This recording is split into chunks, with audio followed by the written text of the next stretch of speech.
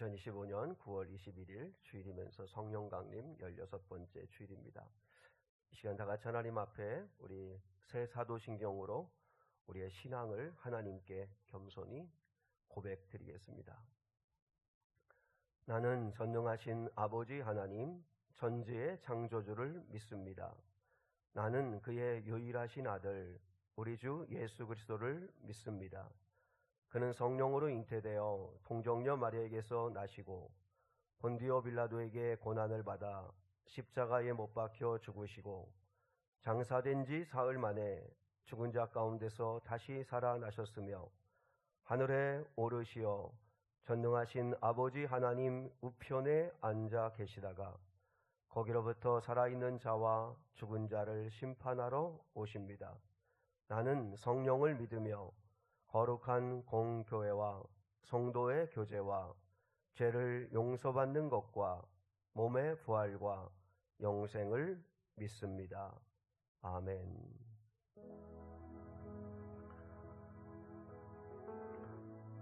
우리의 삶에 또 우리의 믿음 가운데 하나님께서 은혜 주시고 또 꽃이 피어나고 또 하나님의 은혜를 경험할 수 있는 은총을 주시기를 원하는 마음 담아서 이곳에 생명샘 솟아나 눈물 골짝 지나갈 때 함께 찬양하겠습니다.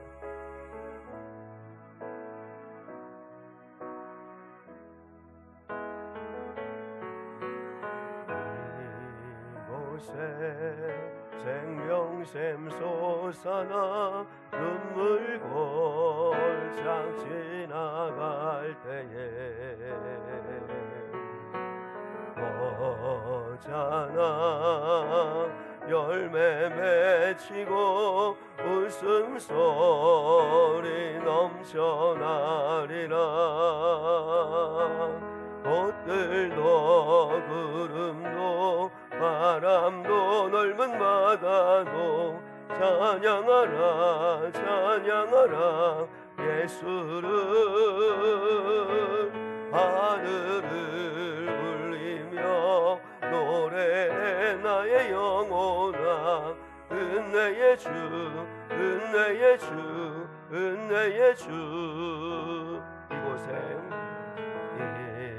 이곳에 생명샘 솟아나 눈물 골짝 지나갈 때에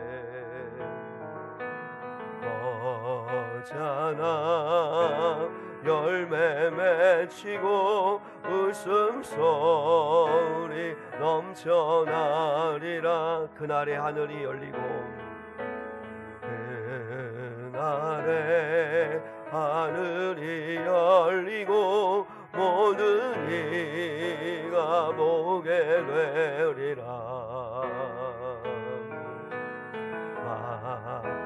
마침내 꽃들이 피고 영광의 주가 오시리라. 꽃들도 구름도 바람도 넓은 바다도 찬양하라 찬양하라 예수를. 하늘을 울리며 노래해 나의 영혼아 은혜의 주 은혜의 주 은혜의 주. 꽃들도 구름도 바람도 넓은 바다도 찬양하라 찬양하라 예수를. 하늘을 울리며 노래해 나의 영혼아 은혜의 주 은혜의 주 은혜의 주.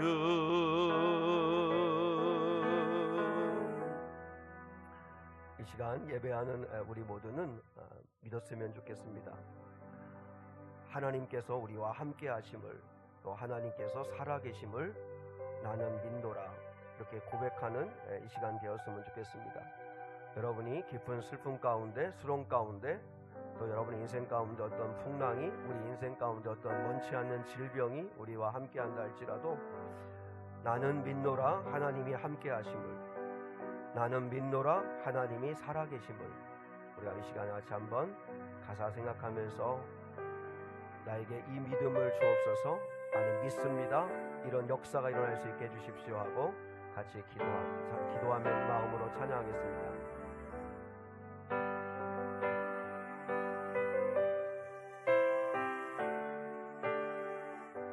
깊은 슬픔 가운데, 깊은 슬픔 가운데 홀로 방황할 때에 주님은 나를 위로하셨고,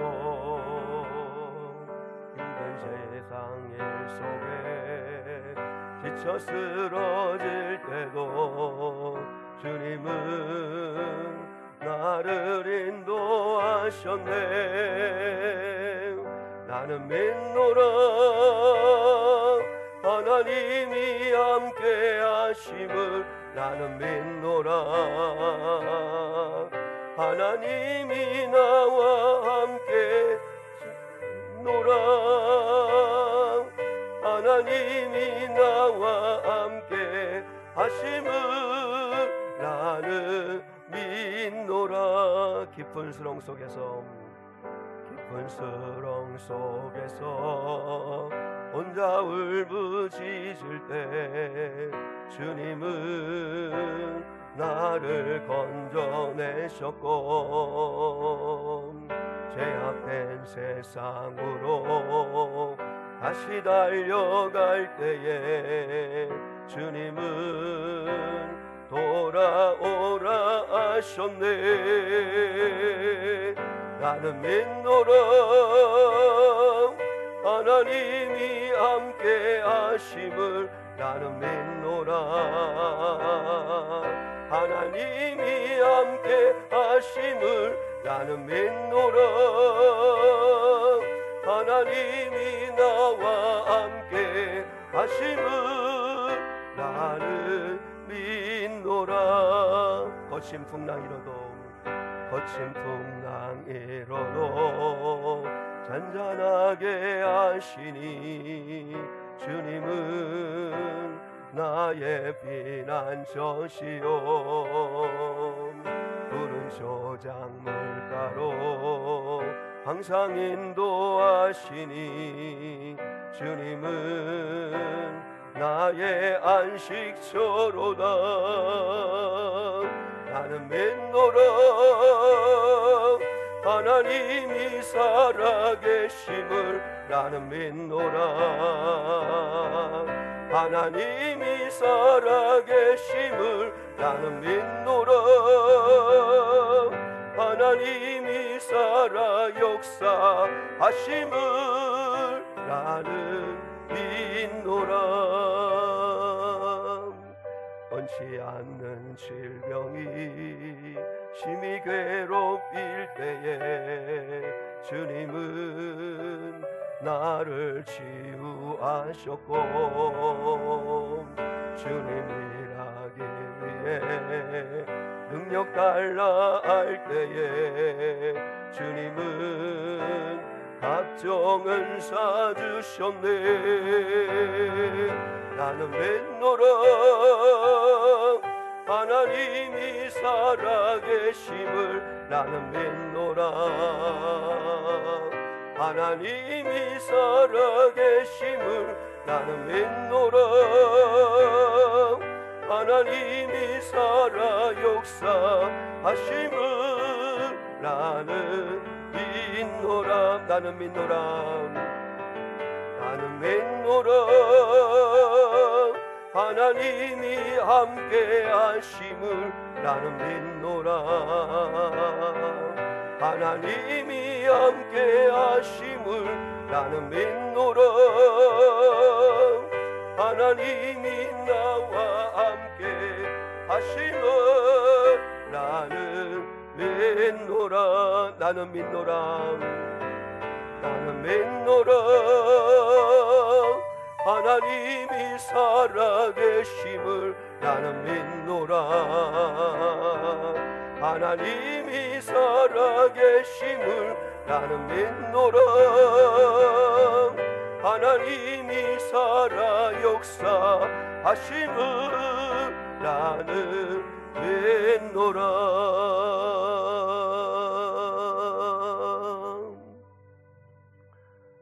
이 시간 하나님 아버지 앞에 하나님 믿습니다. 하나님이 나와 함께 하심을 믿습니다. 하나님이 살아계심을 믿습니다. 살아서 역사하고 계심을 믿습니다. 하나님, 나에게 이 믿음을 더하여 주시옵소서.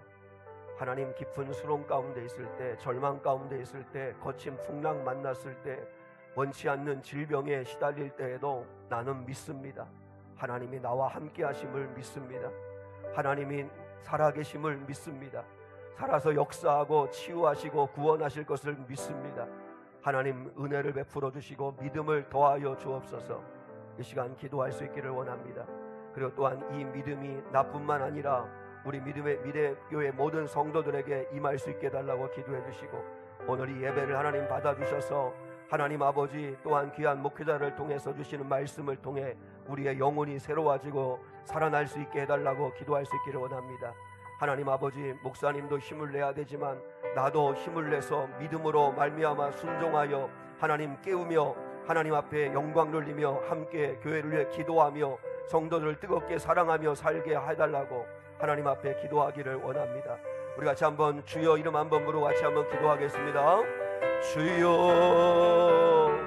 아버지 하나님 감사합니다. 거룩하시고 자비하신 아버지 하나님, 하나님 아버지, 저는 믿습니다. 나는 믿습니다. 하나님께서 우리와 함께하고 있음을 믿습니다. 깊은 절망 속에서도, 깊은 수렁 속에서도, 아버지 하나님 또한 주여 거친 풍랑이 일어도, 원치 않는 질병 가운데 고통받는 아버지여 한계 속에 갇혀있다 할지라도 나는 믿습니다. 하나님 아버지께서 살아 역사하실 것을 믿습니다. 하나님께서 나와 함께 하실 것을 믿습니다. 하나님은 절대 우리를 홀로 두지 않으실 것을 믿습니다. 거룩하시고 자비하신 아버지 하나님, 오늘 이 아침에 저희에게 이 믿음을 주시옵소서. 어떤 형편 속을 어떤 환경 속에 있다 할지라도 하나님께서 나와 함께 하심을 믿고 하나님 담대한 믿음으로 나갈 수 있는 은혜를 도와여 주시옵소서. 결코 우리를 고아처럼 홀로 두지 않으시고 아버지 우리를 떠나지 않으시고 우리와 함께 하시며 당신의 살아 역사하심을 나타내실 하나님을 기대하게 하옵소서. 하나님을 믿는 믿음을 주옵소서. 오늘 예배를 통하여 하나님 이 믿음이 살아나게 하옵소서. 그리하여 하나님 아버지 불신의 말, 부정적인 말, 아버지 또한 지어 절망적인 말 쏟아놓으며 살지 말게 하옵소서. 어둠의 권세는 떠나가게 하옵소서. 아버지 모든 악한 권세는 떠나가게 하옵소서. 하나님 아버지, 우리 사는 미래교회 성도들, 오늘 또한 예배하는 성도들, 또한 여러 가지 일로 이 예배에 함께하지 못하는 성도들까지도 하나님의 은혜가 임하게 하옵소서. 하나님 믿음의 은혜가 임하게 하옵소서. 믿음으로 아버지 승리하게 하옵소서. 하늘에 계시고 자비하신 아버지 하나님, 권고하고 힘겨운 성도들, 어떤 형편이다 할지라도 우리 미래교회 모든 속한 성도들과 성도들의 가족과 삶 가운데 하나님의 은혜가 임하게 하옵소서. 하나님의 치유와 구원이 임하게 하옵소서.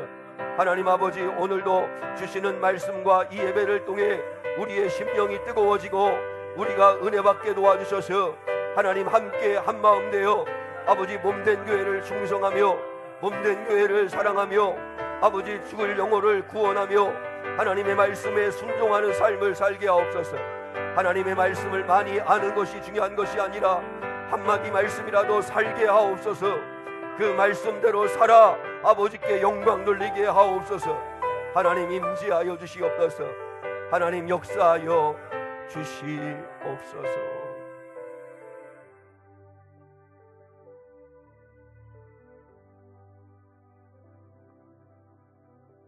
이 모든 말씀을 예수 그리스도의 이름 받들어 기도드리옵나이다. 아멘.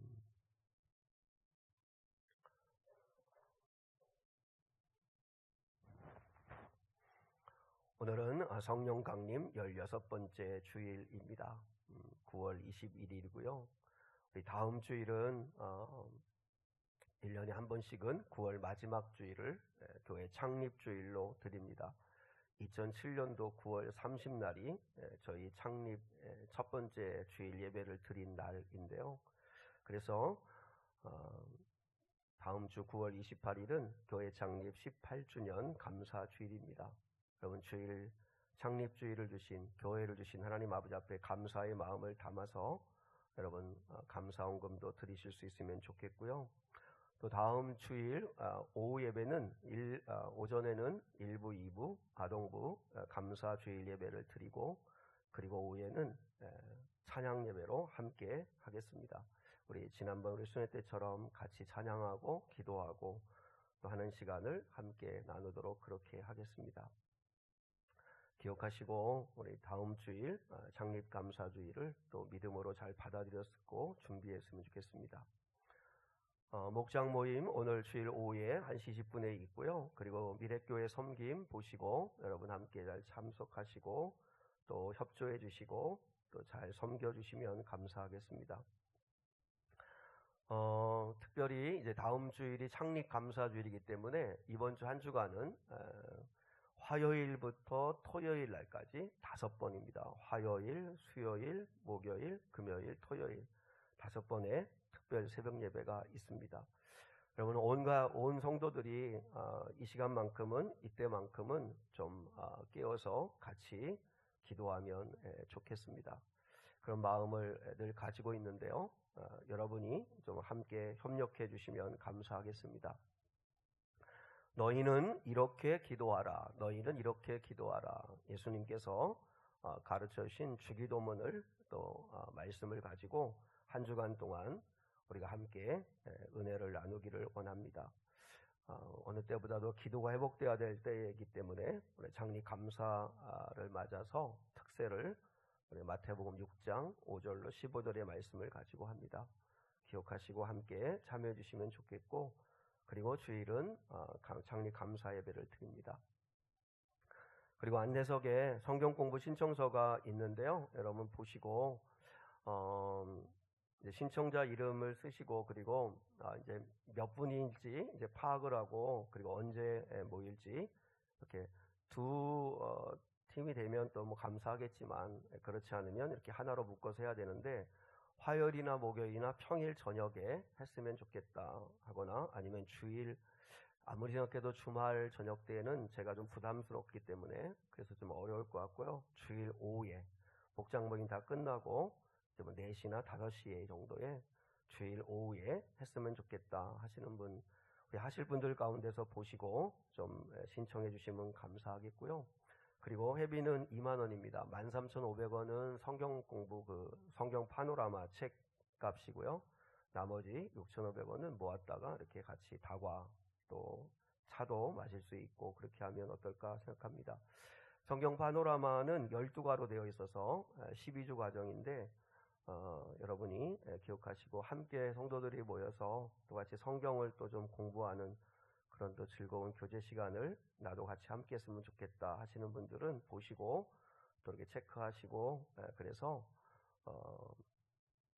헌금함에 넣어 주셔도 되고 저에게 주셔도 되고 그래서 주시면 또 그것을 이제 취합해서 언제 어떻게 할지 또 최종적으로 정하도록 그렇게 하겠습니다. 그리고 우리 김기은 집사님께서 60회 이제 생일을 맞아서 감사의 마음을 담아서 오늘 떡과 과일을 점심에 내주셨습니다.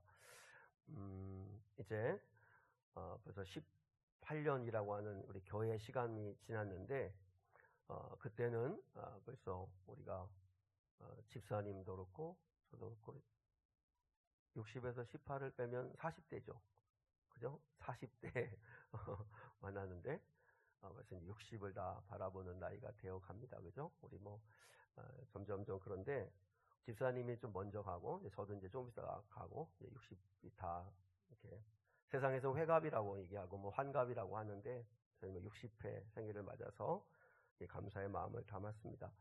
아무튼 건강하고 또 주의 은혜가 늘 넘치는 우리 또 집사님 또 우리 모든 성도들 될 수 있기를 원합니다. 우리 같이 한번 좌우 앞뒤분 같이 한번 인사 같이 한번 나누시겠습니다. 이렇게 인사하겠습니다. 주님 앞에 갈 때까지 건강하시고 행복하시고 승리하십시오. 인사하겠습니다. 주님 앞에 우리 갈 때까지 건강하고 행복하고 승리합시다. 네, 고맙습니다. 이왕 또 이렇게 이 땅에 사시는 동안 이왕이면 건강하시고, 건강하지 못해도 또 주 안에서 행복하시고 평안하시고, 그리고 모든 믿음의 싸움에서 승리할 수 있기를 주님의 이름으로 축복합니다. 이제 오늘 주시는 말씀 같이 볼까요? 오늘 주시는 말씀은 요한복음 8장 11절 12절입니다. 요한복음 8장 11절 12절. 우리 주보도 한 장 가지시고, 오늘 인용하는 말씀은 주보에 기록되어 있으니까 좀 보시고 함께 은혜 나누시면 좋겠습니다.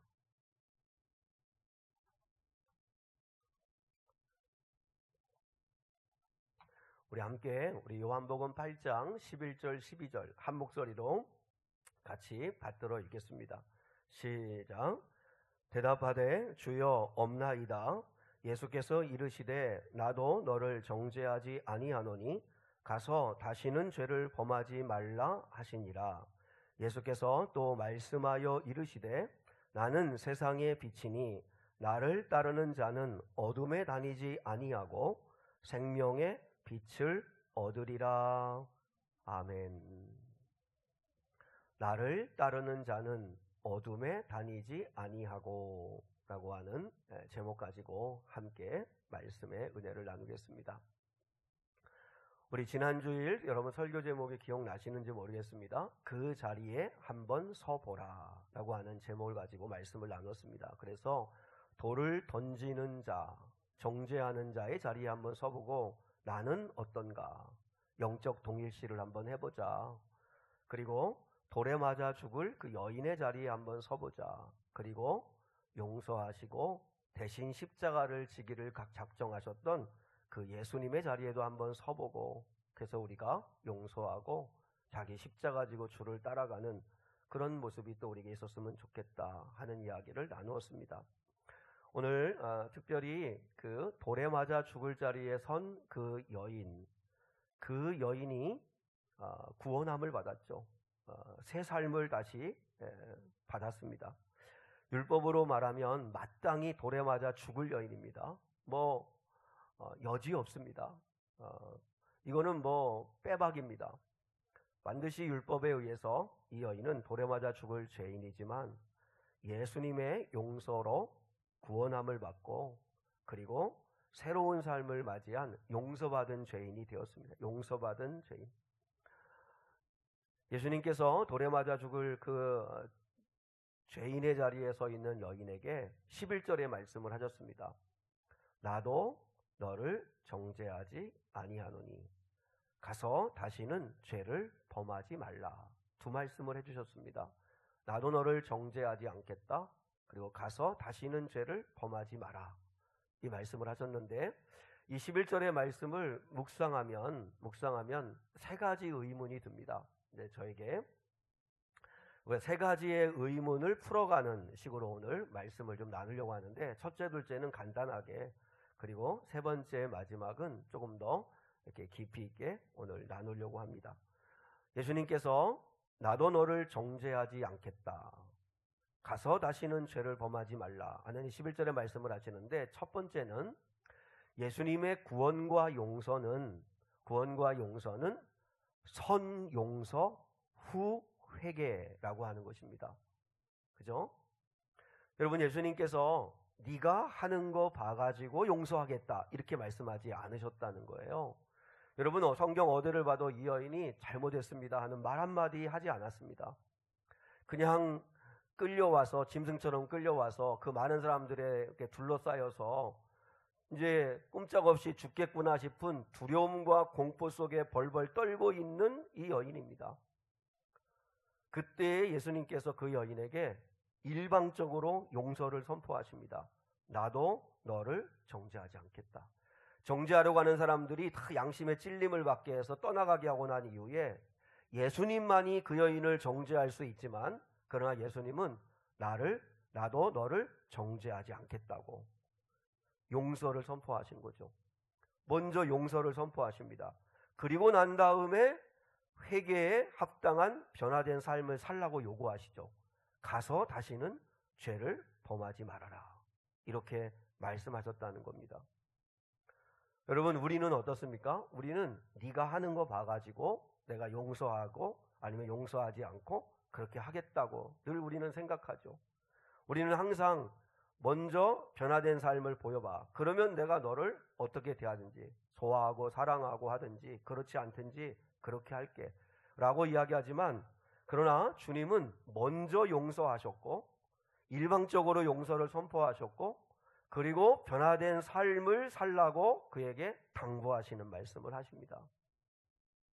선 용서 후 회개. 하나님 예수님의 구원, 하나님의 구원과 용서는 선 용서 후 회개라고 하는 사실입니다. 그래서 여러분 은혜죠. 그죠? 그러니까 네가 변화되고 네가 구원받은 사람답게 이제는 그럴싸하게 근사하게 살면, 그러면 내가 너를 구원할게. 그건 여러분 은혜가 아니죠. 왜냐하면 하는 행동 봐서, 네가 하는 행위를 봐서, 그러면 행위로 구원받는 거죠. 그러나 예수님은 그 여인에게, 돌에 맞아 죽을 수밖에 없는 여인에게 일방적으로 나도 너를 정죄하지 않겠다 용서하시고, 그리고 가서 다시는 죄를 범하지 마라. 그리고 변화된 삶을 살 것을 당부하고 계시다는 거죠.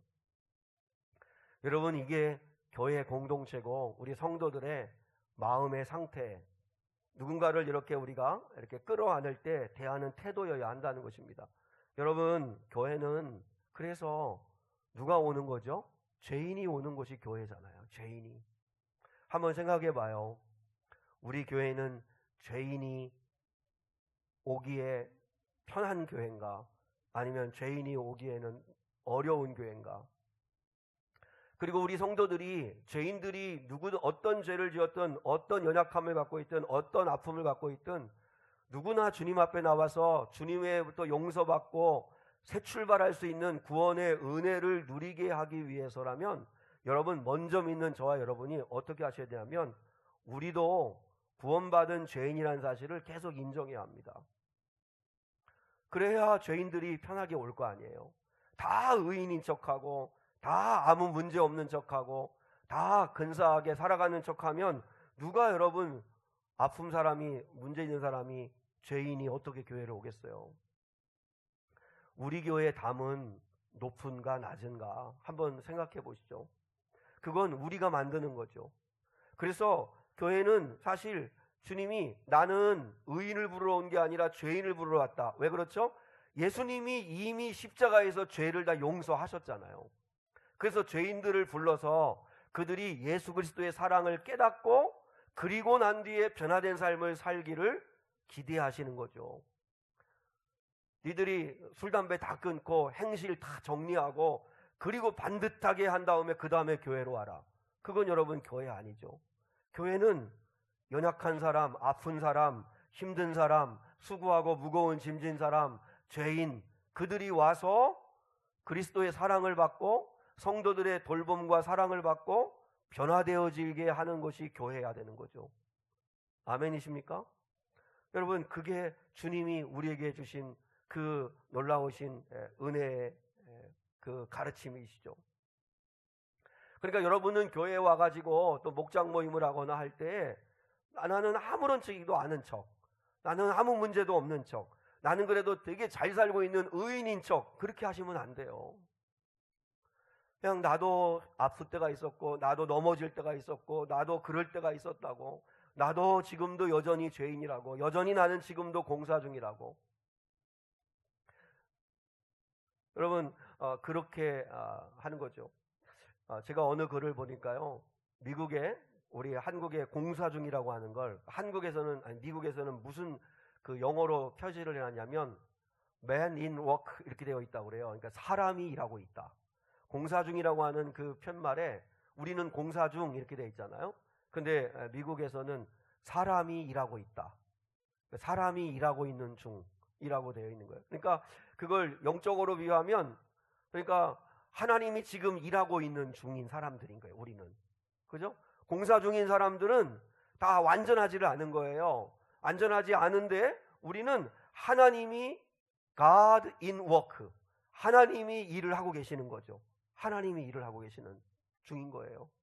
그러니까 목사도 부족하고 여러분도 마찬가지고, 절대로 교회 와가지고 우리는 다 아닌 척하고 그런 너 근사한 척, 그럴 척, 그런 것처럼 그렇게 할 필요가 없다는 거예요. 자, 여러분 로마서 5장 8절 한번 볼까요? 로마서 5장 8절 같이요. 시작. 우리가 아직 죄인 되었을 때에 그리스도께서 우리를 위하여 죽으심으로 하나님께서 우리에 대한 자기의 사랑을 확증하셨느니라. 분명하죠. 우리가 아직 죄인이었을 때 뭐예요? 사랑받을 만한, 손톱만큼도 사랑받을 만한 가치와 자격이 없을 때 그리스도께서 우리를 위하여 먼저 죽으셨다는 거예요. 죄인 되었을 때 그리스도께서 우리를 위하여 죽으심으로 하나님이 우리를 사랑하신다는 걸 증명하셨다는 거예요. 예수 그리스도의 십자가가, 여러분, 나는 너를 어떤 형편이 있든지 어떤 모습이든지 나는 너를 있는 모습 그대로 사랑하기 원한다. 물론 그 모습을 가지고 주님 앞에 왔을 때 이제는 어둠의 옷 다 벗어버리고, 그리고 주가 입혀주시는 의의 옷을 입고 이제는 새롭게 우리가 출발을 해야 되지만, 그러나 주님은 우리를 영접할 때는 있는 모습 그대로, 아직 죄인 되었을 때 그리스도께서 우리를 위하여 죽으심으로 하나님이 내가 너를 얼마나 사랑하는지 알아? 하는 걸 입증해 주셨다는 거예요. 여러분, 우리도 이렇게 한번 살아보시죠. 누군가를 여러분이 대할 때 선용서, 후회개의 삶을 기대하십시오. 너 왜 마땅하게 변화되지 못해? 너 그렇게 하면 내가 정말 너 이제 다시 두 번 다시 안 봐. 이렇게 선회개, 후용서하려고 하지 말고 선용서, 그리고 후회개. 물론 그건 우리가 할 일이 아니죠. 성령의 새롭게 하심과 성령의 은혜가 임해야 되는 거니까. 그러나 우리는 나도 용서받은 사람으로 누군가를 대할 때 여러분 선용서를 선포하고, 그리고 그들을 끌어안을 수 있는 은혜와 사랑이 저와 여러분에게 있을 수 있기를 축복합니다. 여러분, 이 11절의 말씀은 선용서, 후회개였다는 것을 기억해야 합니다. 그리고 11절 말씀에서 또 한 가지 의문이 드는 건 뭐냐면, 지난주에 나눈 건데요, 예수님의 용서가 너무 가볍지 않는가, 너무 쉽지 않는가 하는 거였는데, 나도 너를 정죄하지 않겠다. 당연히 정죄받아야 할 여자잖아요. 그 죄값이 결코 가볍지 않잖아요. 한 가정을 무너뜨리게 하는 그런 간음죄를 짓는 그 여인의 죄가 어떻게 가볍다 할 수 있겠어요? 그럼에도 불구하고 주님이 이렇게 일방적 용서를 선포하시는, 은혜를 주시는 이유는 뭐냐면, 그 여인이 은혜를 깨닫고 돌이키어서 새로운 삶을 살기를 기대하시는 거지만, 그러나 더 중요한 거는 지난주에 말씀드렸잖아요. 내가 너를 정죄하지 않겠다는 건 주님이 죄를 가볍게 여기신 게 아니고 네가 받아야 할 정죄를 내가 대신 받겠다는 의지의 말씀이신 거라는 거. 그래서 예수님이 십자가 위에서 그 돌에 맞아 죽을 수밖에 없는 죄인인 그 여자, 그리고 돌에 맞아 죽을 수밖에 없는 하나님 앞에서 다 죄인인 우리들이 받아야 할 저주와 죄값을 예수님이 십자가에서 대신 받아주셨다는 사실을 믿는 거죠. 그래서 예수님이 이 말씀하신 거지, 죄가 가벼우니까 아이 뭐 그래도 살다 보면 뭐 간음죄 같은 거 지을 수 있지 뭐, 그렇게 쉽게 생각하셔서 하신 말씀이 아니라는 거죠. 주님이 대가를 지불하시려고, 당신이 그 죄를 위해 대신 죽으시려고, 그러니까 어떻게 보면 당신이 대신 돌에 맞아 죽으신 거 아니에요? 그 사랑을 우리에게도 주셨다는 거예요. 우리가 이렇게 뻔뻔하게 고개 들고 살 수 있는 건 바로 하나님께서, 우리 예수님께서 우리를 위해서 정죄를 받으셨기 때문이잖아요. 그 사랑을 안다면 우리도 선용서, 후회개의 삶을 살 수 있도록 기다려주고 기도해주고 참아주고 사랑하는 그런 저와 여러분이 될 수 있기를 주님의 이름으로 축복합니다. 마지막 세 번째, 자 11절 말씀에서 갖게 되는 가장 중요한 의문인데요, 예수님이 이렇게 말씀하죠. 가서 다시는 죄를 범하지 말라. 그러면 여러분 한번 여쭤볼게요. 이게 가능할까요? 이게 가능합니까? 예수님을 믿는 목사인 저나 예수를 믿는 장로님, 권사님들, 정말 우리가 예수님을 잘 믿는다고 하지만 우리가 실수해요, 안 해요? 좋은 말 할 때 대답을 하세요.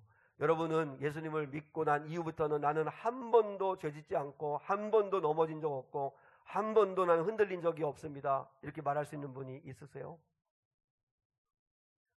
근데 여러분, 어떻게 예수님은 그게 불가능한데 가서 다시는 죄를 범하지 마라. 여러분, 요한복음 5장에 38년 된 병자를 고치시고 난 다음에도 똑같은 얘기 하셨어요. 뭐라고 하셨냐면 더 심한 것이 생기지 않도록 가서 다시는 죄를 범하지 말라, 이렇게 말씀하셨어요. 그러니까 38년 된 병자에게도 오늘 가늠한 자 잡힌 여인에 이 여인들이 고난받고 그리고 이 대가를 지불하고 질병이라는 대가를 지불하고 죽을 수밖에 없는 자리에 서 있는 건 죄라는 걸 주님이 인정하셨어요. 죄 때문이라는 거. 그래서 예수님이 뭐라고 그랬어요? 가서 다시는 죄를 범하지 마라. 이제 예수님의 뜻에 따라 용서받고 가서 살아가는데 이 사람들이 살아가는 삶 가운데 다시 죄를 짓지 않으려면 이게 과연 가능할까?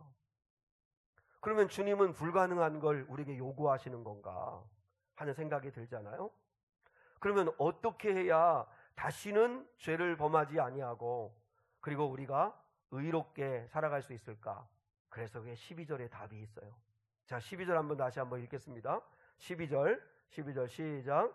예수께서 또 말씀하여 이르시되 나는 세상의 빛이니 나를 따르는 자는 어둠에 다니지 아니하고 생명의 빛을 얻으리라. 돌에 맞아 죽을 수밖에 없는 죄인인 이 여인과 우리들이 다시는 죄를 범하지 아니하고 변화된 새로운 삶을 살 수 있는 방법이 뭐라고 말씀하시죠? 예수님을 따라가는 거죠. 예수님을 바짝 따라가는 거죠. 예수님이 뭐라고 말씀했죠? 나를 따르는 자는 더 이상 어디에 거하지 않는데요? 어디에 다니지 않는데요? 어둠에 다니지 않는다. 어둠에 다니지 않는다. 우리 안에 내적 갈등은 끊임없이 일어납니다. 사도 바울도 로마서 7장에서 내 안에 두 가지 법이 싸운다. 나는 선을 행하고 싶은데 하나님의 뜻대로 살고 싶은데 완전하고 싶은데 내 안에 두 법이 끊임없이 싸운다. 선을 행하기 원하는 마음과 그리고 나를 끊임없이 죄로 끌고 가는 내 안에 죄가 있다. 내적 갈등을 일으키지만 바울이 그런 내적 갈등을 일으키면서도 승리할 수 있었던 건 뭐예요? 예수님을 바짝 따른 거예요. 예수님이 뭐라 말씀했어요? 12절에서 나는 세상의 빛이다. 나는 세상의 빛이다. 그 유명한 자기 계시의 말씀이죠. 여러분 요한복음에서는 7가지의 에고 에이미 I am이라고 하는 자기 계시의 말씀이 7가지가 들어있습니다. 요한복음 6장에서 했잖아요. 예수님이 나는 하늘에서 내려온 생명의 떡이다. 이걸 먼저 말씀하시고 그리고 두 번째가 오늘 본문입니다. 요한복음 8장 12절 나는 세상의 빛이다. 이건 우리 눈높이에 맞게 예수가 누구인가를 예수님이 열어주신 거예요. 보게 해주신 거예요. 예수님이 빛은 아니지만 빛과 같은 그런 효과와 능력을 가지신 분이라는 거죠. 그래서 우리에게 알도록 이렇게 설명하신 거잖아요. 나는 세상의 빛이다. 세례 요한이 그랬잖아요. 참 빛이 왔는데 사람들이 어둠에 있기를 좋아해서 빛으로 가기를 싫어한다고. 요한복음 1장에서 그랬잖아요. 그러니까 예수님은 빛으로 이 땅에 오셨어요. 여러분 어때요? 빛이 비치면 어둠은 순식간에 사라지죠. 그래서 예수님이 나는 세상의 빛이다. 나는 세상의 빛이다. 그리고 세상에 비친 나를 따르는 자는, 빛을 따르는 자는 빛 가운데 거하는 거죠. 더 이상 어둠 가운데 다니지 않는다 라는 이야기를 하셨습니다. 만약에 빛이 없다고 한번 생각해 보십시오. 대도시에 대정전 사태가 벌어진다고 하면 어떤 일이 벌어질까요? 한번 여러분 상상을 한번 해보는 거예요. 지하철, 기차, 엘리베이터 모든 게 다 수습하겠죠. 그러면 그 안에 사람이 꼼짝없이 갇히게 되겠죠. 그리고 신호등 작동 정지되고 그러면 차는 뒤엉키고 교통 마비가 오겠죠. 병원 의료기기, 통신, 인터넷, ATM, 펌프 시설이 중단될 겁니다. 그리고 냉난방이 중단되고 조리시설 중단되고 그리고 또 냉장고 작동 안 되니까 음식은 다 상하고 상하수도 처리 시설이 마비가 되니까 유생에 치명적인 위협이 될 겁니다. 그리고 모든 모임, 활동은 중단됩니다. 빛이 없으니까. 그리고 혼란을 틈타서 약탈과 폭동이 일어나기를 시작하며 여러분 그러니까 빛이 있기 때문에 범죄 예방이 얼마나 많이 되는지 모른다는 거죠. CCTV가 있는 데하고 없는 데하고 너무 차이가 나는 거잖아요. 그런 것처럼 빛이 비치면 사람들이 어둠 가운데 다니는 것을 꺼려하는 거죠. 실제로 1977년도에 뉴욕시에서 25시간 동안 대정전 사태가 벌어졌다고 그래요. 25시간. 25시간 동안 갑자기 전기가 나가가지고 모든 빛이 차단됐는데 그 25시간 대정전 사태로 인해서 1600여 개의 상점이 약탈되고 1000여 건에 넘는 화재 사건이 벌어지고 3800명의 약탈자들이 체포가 되었다는 거예요. 여러분, 갑자기 전기가 중단되고 빛이 사라지면 아수라장이 된다는 거예요. 이 죄성이 막 용솟음 치는 거죠. 대혼란을 가져오게 된다는 거예요. 그 대정전 사태에서 그때 가장 좋은 소식은 전기가 들어온다는 거죠. 전기가 들어와서 빛이 비치는 순간 어둠은 떠나갑니다. 영적인 것도 똑같다는 거예요. 예수님이 나는 세상의 빛이다. 내가 세상의 빛이다. 그러면 참 빛인 이 예수님을 내 안에 모시면 나도 빛을 가진 자가 되는 거죠. 빛을 가진 자가 되죠. 그리고 그 예수를 따라가는 자는 어둠에 다니지 아니하며 생명의 빛을 얻으리라. 이렇게 말씀하셨습니다. 여러분, 12절의 말씀을 묵상하고 붙들 수 있기를 원합니다. 나는 세상의 빛이다. 그리고 나를 따르는 자는 어둠에 다니지 않는다. 어둠을 이길 수 있다는 거죠. 죄의 유혹은 있어요. 근데 그 죄를 이길 수 있는 힘이 생긴다는 거예요. 어떻게 해요? 빛이신 예수님을 따라갈 때, 빛이신 예수님을 가까이 할 때 어둠을 이길 수 있다는 거죠. 빛이 있는 한 어둠은 들이오지 않습니다.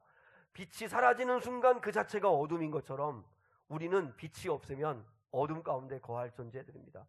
근데 빛이 비침으로 인해서 우리가 어둠 가운데 다니지 아니하고 살 수 있는 은혜를 누리는 거죠. 지금 어둠 가운데 있는 분들에게 있으면 부탁합니다.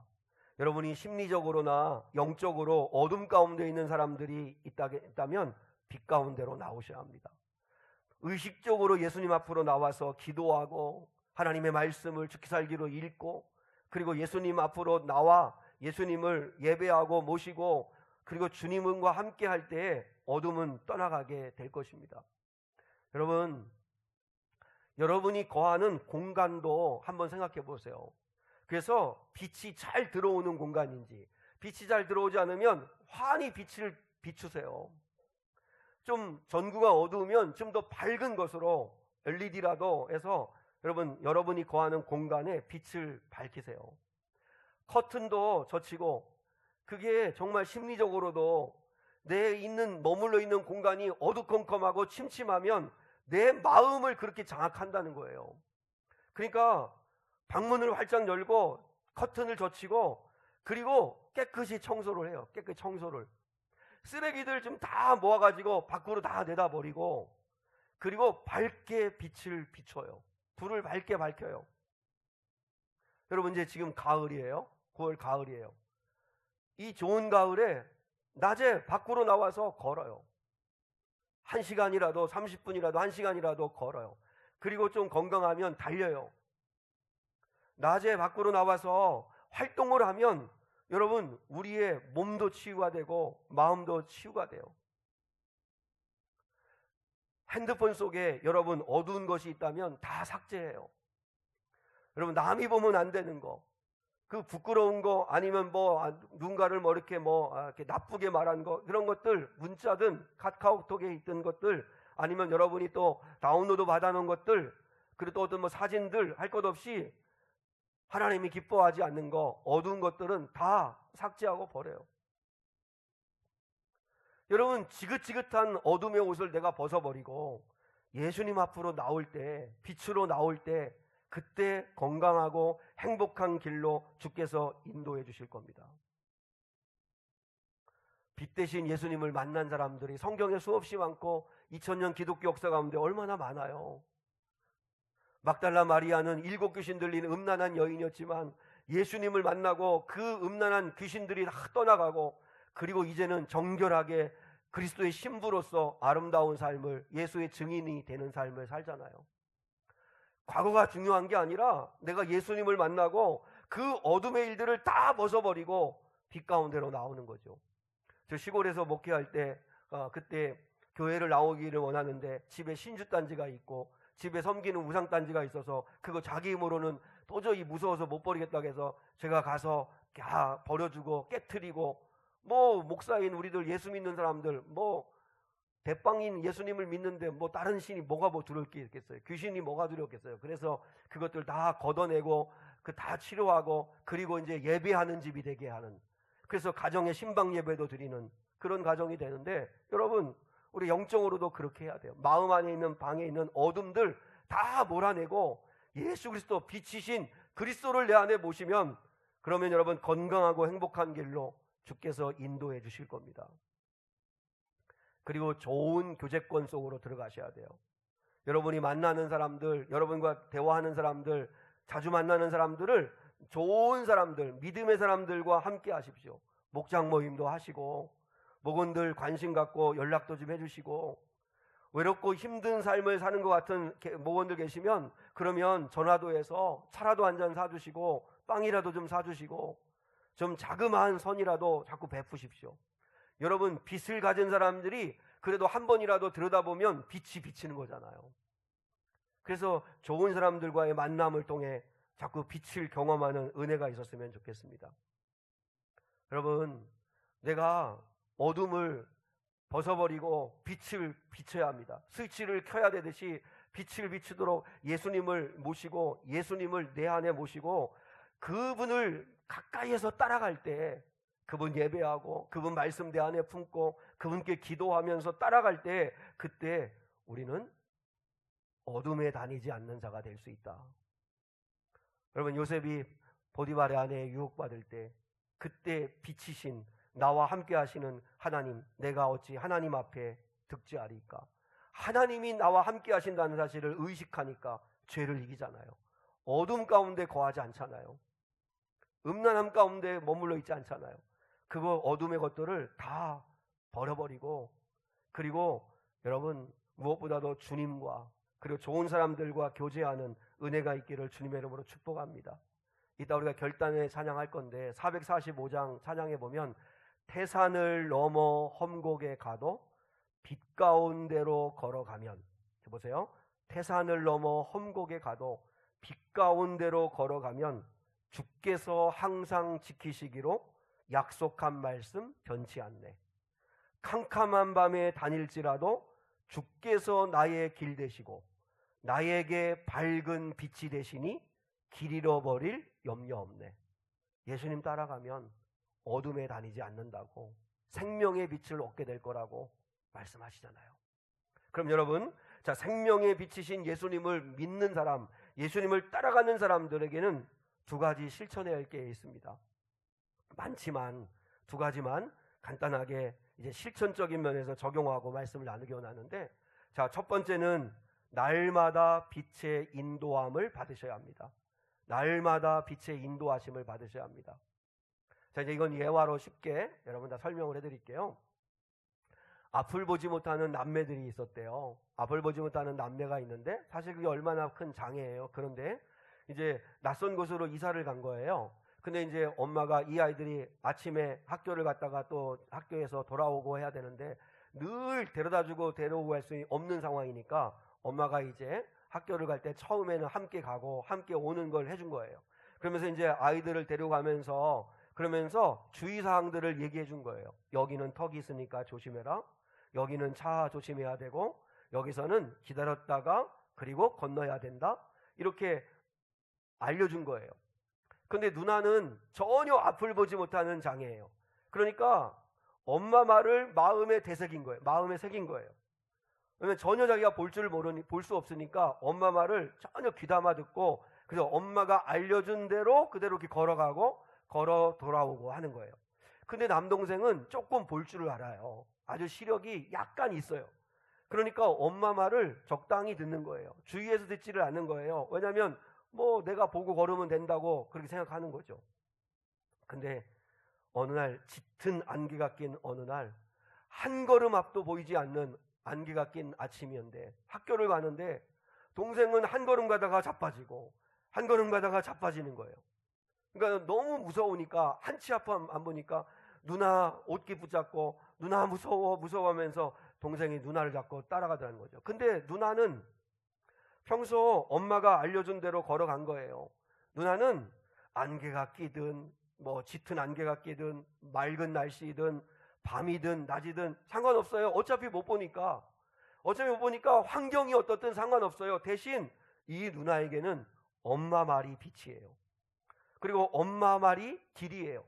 그래서 엄마가 일러준 대로, 엄마가 하라는 대로 그대로 하니까 안전하게 학교 가고 그대로 하니까 안전하게 집에 오게 되었다는 거죠. 여러분, 영적으로도 누가 더 위험한지 아십니까? 조금 본다고 하는 사람들이 위험합니다. 아예 믿음에 있어서 나는 어린아이 같습니다. 나는 아무것도 할 수 없습니다.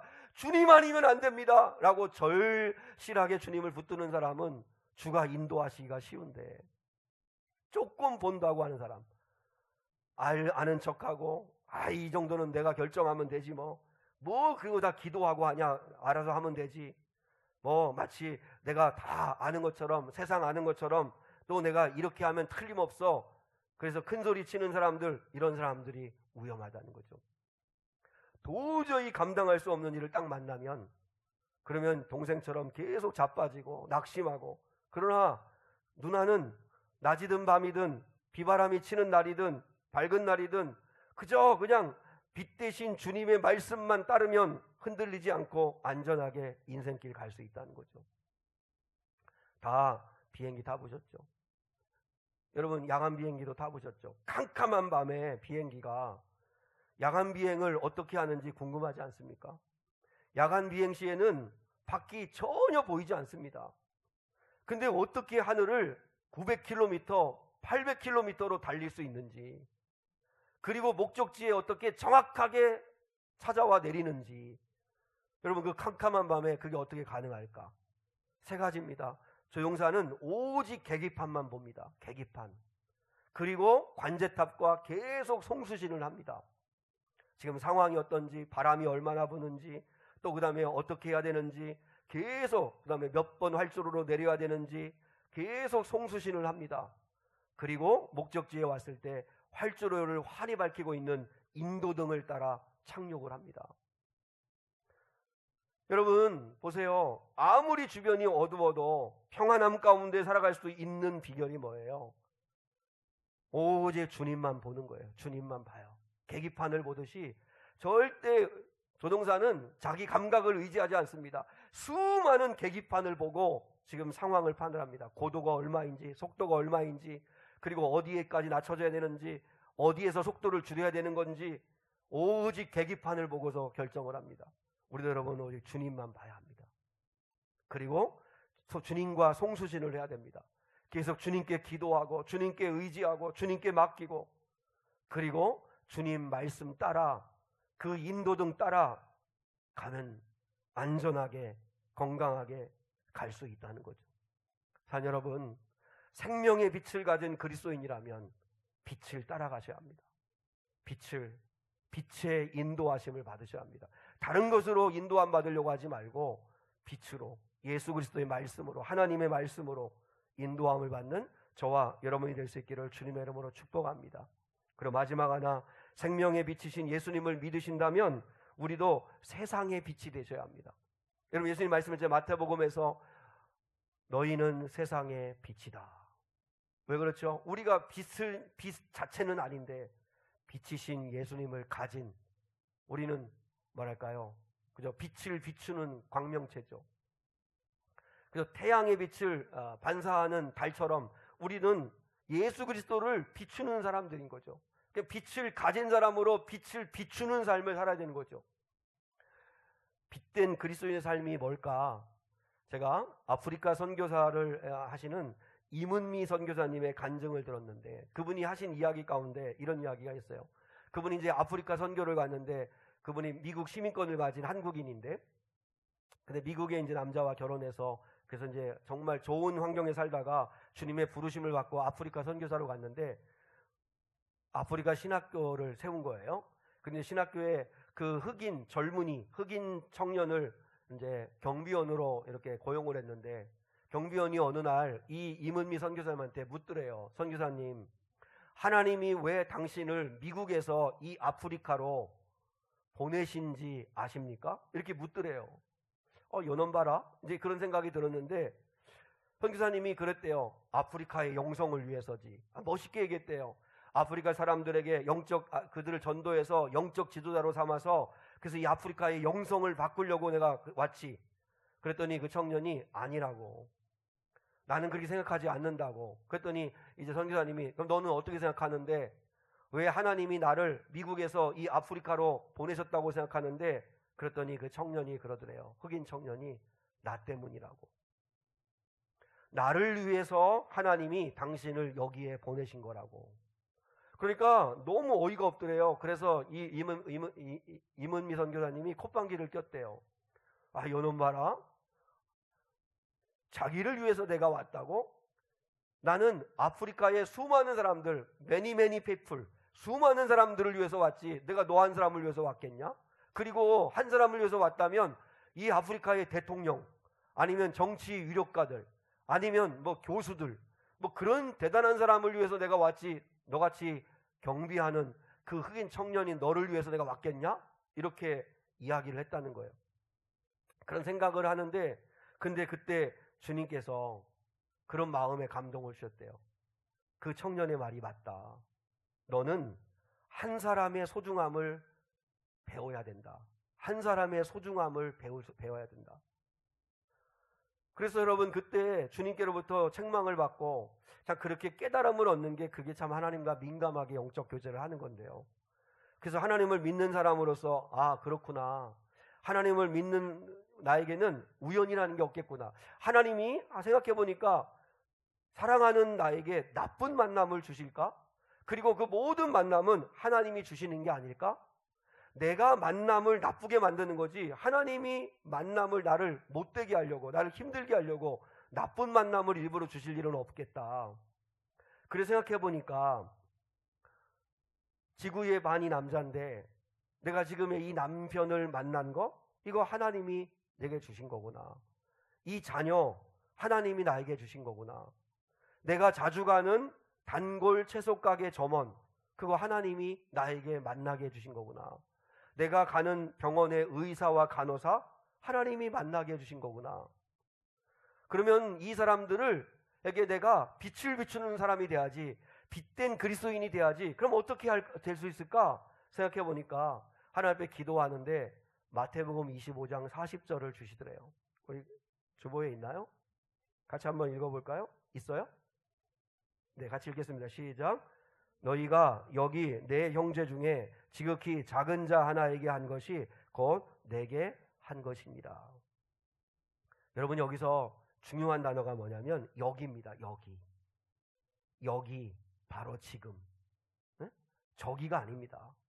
여기 내 형제 중에 지극히 작은 자. 지극히 작은 자는 나에게 아무런 영향력이 없는 사람, 나한테 갚을 능력도 없고 마음도 없는 사람, 늘 달라고만 하는 사람, 도움이 필요한 사람을 얘기하는데, 이 아프리카에 갔더니 이 선교사님한테 그 애들이, 또 그 다음에 그 아프리카 사람들이 늘 달라고만 한다는 거예요. 선교사님 약 좀 주세요. 선교사님 쌀 좀 주세요. 우리 쌀이 떨어져서 먹을 게 없어요. 선교사님 돈이 필요해요. 공부해야 되는데 등록금이 없어요. 그러니까 어느 날은 이것 때문에 내가 은행인가? 내가 뱅크인가? 나한테만 늘 달라고 하고 짜증나고 화가 날 때가 있는데, 근데 이 마태복음 25장 40절을 자기 부엌에다 붙여놨대요. 쌀떡 위에다가 붙여놓고, 지금 여기 내 형제 중에 갚을 능력도 없고 갚을 마음도 없고 아무런 내게 영향력도 없고 내가 무시해도 상관없는 지극히 작은 자 하나에게 한 것이, 주님에게 하는 거구나.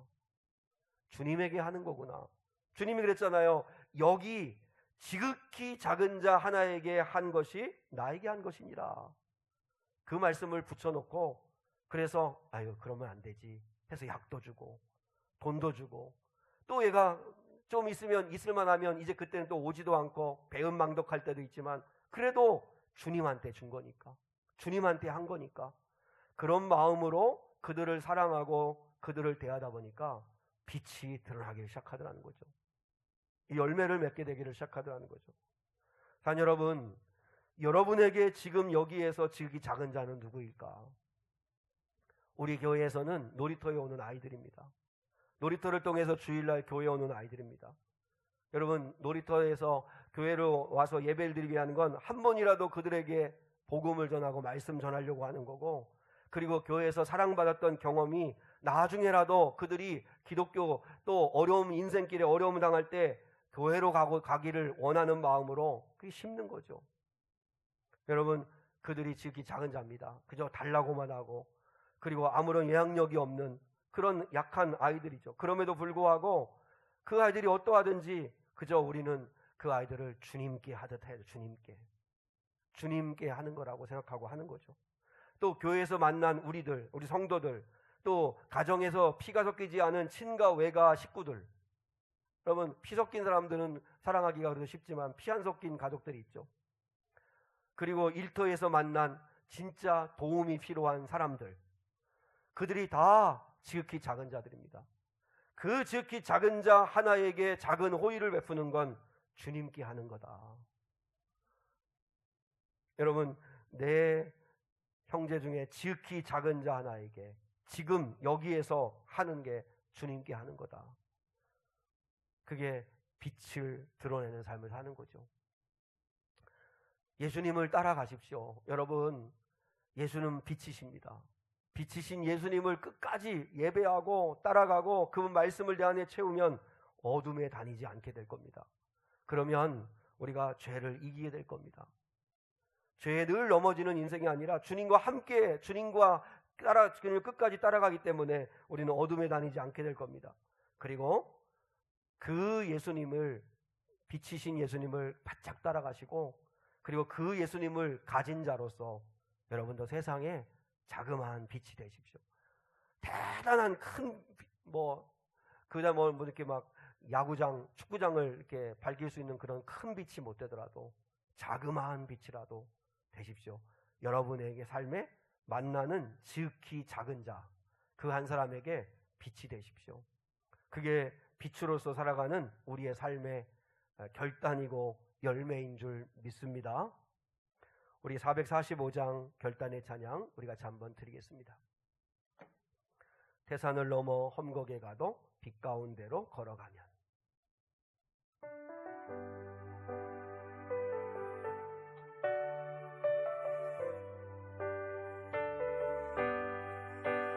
태산을 넘어 험곡에 가도 빛 가운데로 걸어가면 주께 항상 지키시기로 약속한 말씀 변치 않네.